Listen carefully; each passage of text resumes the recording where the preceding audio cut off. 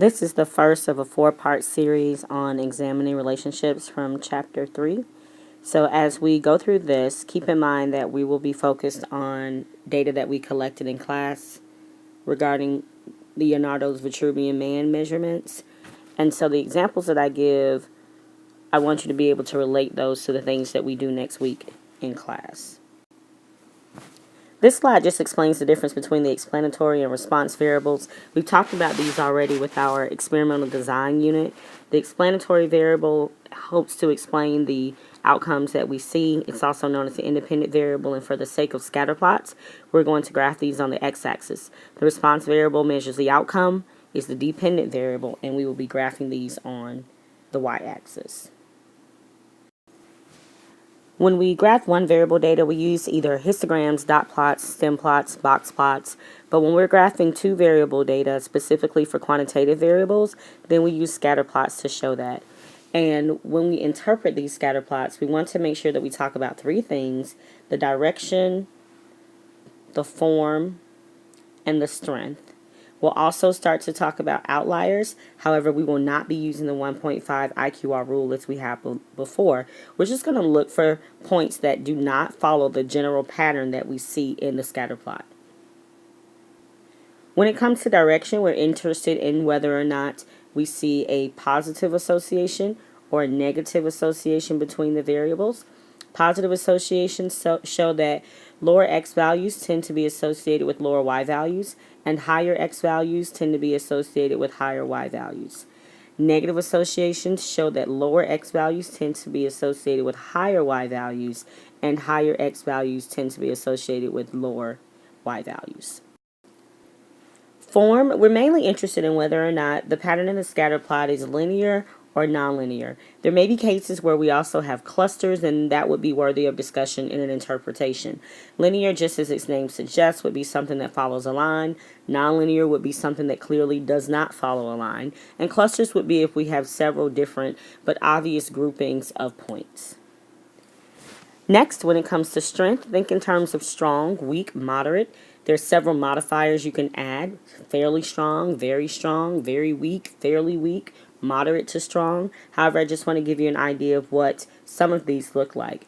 Very strong, if I were to draw a line through these points, then I would expect many of the points to lie on that line. Very weak, if I drew a line through the points, then I would expect very few of the points to lie within that line. And moderate, again, maybe some of the points would lie on that line. Now, the closer the points are to a line, the stronger the association between the two quantitative variables are. And obviously, the farther away they are from that line, then the weaker the association between those two variables will be. This template gives you an example of how to describe a bivariate relationship. I've separated into linear and nonlinear. For the most part, we'll be seeing linear associations, but you shouldn't rely on that fact. You should always take a look at the scatter plot and talk about what you see. So the template, there appears to be a give the strength, direction, linear relationship between the explanatory variable and the response variable, as evidenced by the correlation value of, and we'll give the R value. We'll talk about the R value in part 2 of this series of videos. This suggests that, and then you'll describe that trend. If it's a positive association, you will talk about lower x values being associated with lower y values, higher x values being associated with higher y values. If there's a negative trend, you will talk about lower x values being associated with higher y values, and higher x values, being associated with lower y values.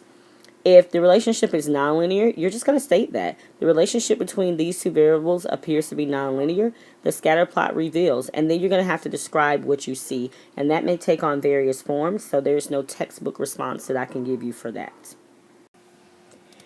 Let's take a look at this scatter plot. We are comparing the percentage of planes that have been outsourced for maintenance by certain airline companies and the percentage of flights that have been delayed by those same airline companies, where typically the reason for delay is due to maintenance. We want to talk about the direction, form, and strength of the relationship that we see. I'm sure we can agree that there is somewhat of a linear relationship here. There also appears to be some curvature, though, however, and so we'll talk about how to describe that. But in general, the direction is positive. If I have planes, or excuse me, if I have airline companies whose planes have been outsourced for maintenance a lower percentage of the time, then typically those airline companies tend to have a lower percentage of delayed flights as well. As the percentages start to increase, I have planes with higher percentages being outsourced for maintenance. They tend to also have higher percentages of delayed flights. And so I think we can accept that there's a positive trend there. Now, in terms of the strength, because we do see some curvature here, these points aren't really lying close to a single line. In fact, I can draw several that may seem to fit this well. And that might cause some concerns as to how strong or weak this relationship may be. So we might want to call it moderate, perhaps moderate to weak. And outliers, we may be a little concerned about this point where 80% of the planes have been outsourced, yet 70% of the flights have been delayed, which doesn't generally follow our trend. This is the highest Y value, but certainly not the highest X value.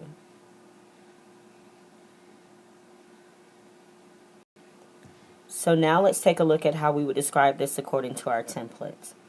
There is a moderate to weak positive linear association between the percentage of planes outsourced for maintenance and the percentage of flights delayed by airline companies.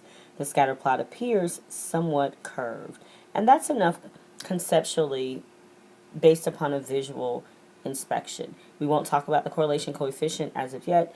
We'll speak of that in the next video. Now let's interpret what that means. This suggests that companies that outsource lower percentages of its planes for maintenance tend to have lower percentages of delayed flights.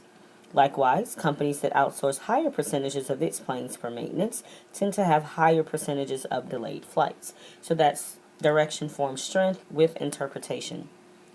Lastly, we want to speak about the outlier.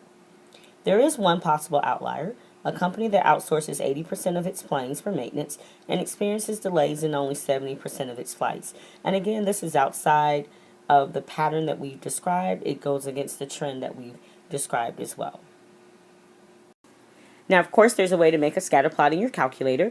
Here are some quick details, but you can find more specific information, including pictures of your calculator, on pages 153 and 154 of your textbook. That's if you're working with the 83, 84, or 89 Texas Instrument calculators. If you're working with the Inspire, then you'll need to visit the vlog and download the information that's there for you. Key the data into separate lists. Use StatPlot to create a scatterplot. Scatterplot is the very first plot you see when you go under StatPlot. Adjust your window settings if necessary, and when I ask for a scatterplot, you will sketch the graph from the screen. Now, try your hand. This is the actual data that I plotted in the scatterplot used in this video. So try your hand at making the same scatterplot in your calculator. If you have any problems with this, certainly give me a shout through email or make a comment on the blog, and make sure that you follow up with the feedback form for this video so I'll know what questions that you have on Monday. There will be a second part that you'll need to watch, and that one is called correlation, and it will give you some more details on how to quantify the relationship that we are describing in the scatter plots.